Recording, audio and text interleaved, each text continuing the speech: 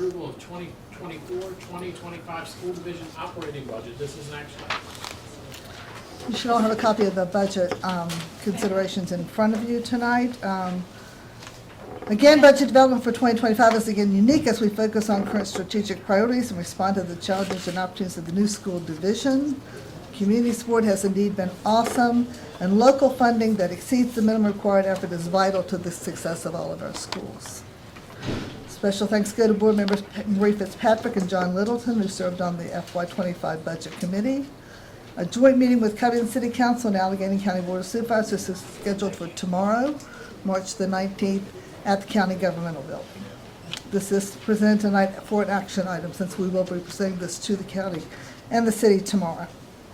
Per the Code of Virginia, we must submit a budget to our localities by April 1.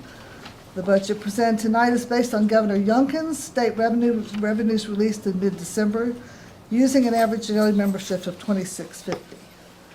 Since it is the first year of the biennium, we have a new lower composite index of 0.2737, which means the state share projected payments to the division is higher.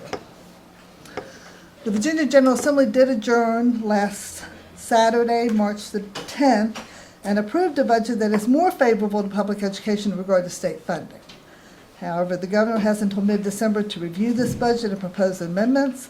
Thus, we've chosen to remain conservative and use the state revenues that the governor proposed, realizing that a supplemental appropriation request may be necessary at a later date. The next 2 pages of the budget include a breakdown of state revenues in comparison to the current year. You will see the governor's budget does not include funding for a compensation supplement, as was included this year. We'll be receiving the final $600,000 payment for the Joint School Division Incentive Fund. Our final payment will be received in FY25. We continue to receive Virginia Preschool Initiative funding with program at Gita Watson, Mountain View, and Callaghan. We hope to start this program at Sharon if enough students are identified next year. At the top of page 4, you will see that the governor's budget does include funding for a bonus. We've chosen to provide a salary increase to our staff rather than a bonus, which that does qualify for the bonus money if you provide a salary increase instead. We received all in Virginia funding this year, totaling $1,337,340. These funds can be carried forward for the next 2 years to address pandemic, learning loss, and chronic absenteeism. So our total anticipated state revenue there is $32,480,258. On the federal revenue side, we see an end of pandemic relief or CARES Act funding. These funds must be expended by September of 2024. We fortunately have used these funds for non-recurring facility improvements such as HVAC upgrades, outdoor classrooms, and roofs. We have not used these funds for staff compensation since this funding stream was time limited. So our total anticipated federal funds there are $3,780,550. On page 6, it's important to note this budget includes no new increase in local funding for FY25. The decrease in miscellaneous funding there is the ending of a grant funding for the communication specialist. We sincerely value this position and have unspent funds in this grant that's enough to carry us through at least half of next year, and the other half we'll pay for out of ongoing funds. But we value this position. We certainly hope to keep it for future years. So local funds is $12,374,605. And the total budget is $48,635,413. The pie chart on page 7 shows a breakdown of funds per source, federal, state, and local. The expenditure priorities for next year include continued focus on high student engagement, future readiness for the community, and robust communication. We continue to maximize targeted funding such as All in Virginia and Virginia Preschool Initiative to address learning loss and engage and support students at risk. We will add reading and math specialists at elementary and middle schools and add a preschool students program at Sharon, as I said, if we have enough students. We'll add a SPED teacher at Gita Watson in a self-contained classroom. We continue to maximize school construction COVID-19 consolidation incentive fund to address non-recurring and capital expenditure while these funds are available. We continue to address transportation challenges in a variety of different ways. As you saw here tonight, we believe that our staff are our most important asset, and we believe retention and recruitment and retention efforts are vital to our division. And this budget addresses compensation shortfalls that will make us more competitive with regard to neighboring school divisions. So page 8, we had a salary study to compare us not only to neighboring school divisions, but also surrounding localities, Alleghany and Covington. And I've just showed you a breakdown there of how we compare with just some targeted positions. We looked at all positions, but I just looked at teachers, nurses, paraprofessionals, bus drivers, bus attendants, food service workers, custodians, and school secretaries. And I looked at like the minimum. We have a 30-step scale for all of our positions, the mid-range, and the maximum.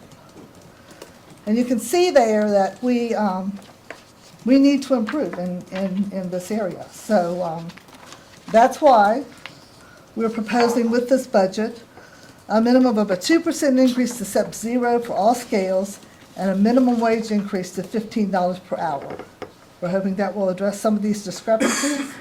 All eligible staff will also advance one step on their respective scales.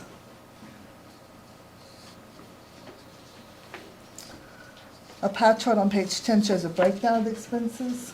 Obviously, most of our funds go towards 63% are targeted toward instruction, but this is the way we break out all of our expenses by function for the annual school financial report. So again, our total general fund budget is $48,635,413. We also have supplemental funds in addition to our general fund budget. This includes our textbook fund, which allows us to carry over unexpended state dollars to fund textbook adoptions as necessary. We receive state money every year for textbooks, and we can carry over those funds and accumulate them when we may have a textbook adoption every 2 to 3 years. We have Jackson River Governor School Fund. We also have a school construction fund for capital improvement costs. These funds were received in FY23 and they can be carried forward until June of 2025. The majority of these funds have not been expended since we used COVID funds for many of our capital improvement projects. But these funds have to be expended by the end of next year, and they will be. We also have an Alleghany County Capital Projects Fund.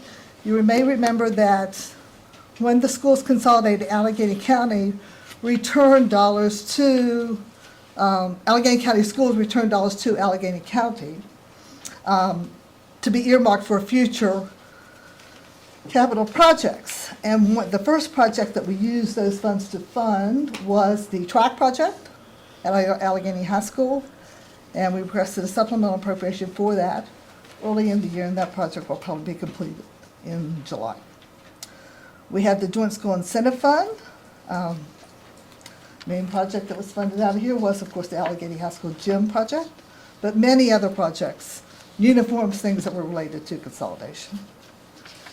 And we have the Food Service Enterprise Fund, which funds our cafeterias. Any questions? I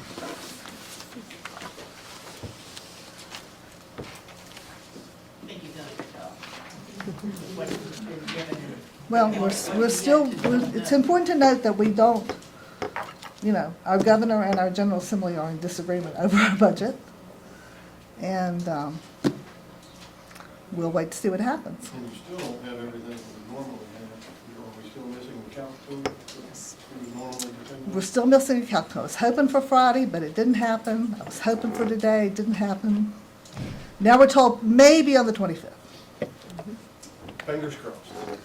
But I don't think our governor's going to have his amendments about the 25th, so that'll just be a calc tool based on the General Assembly budget. Thank you. Thank you.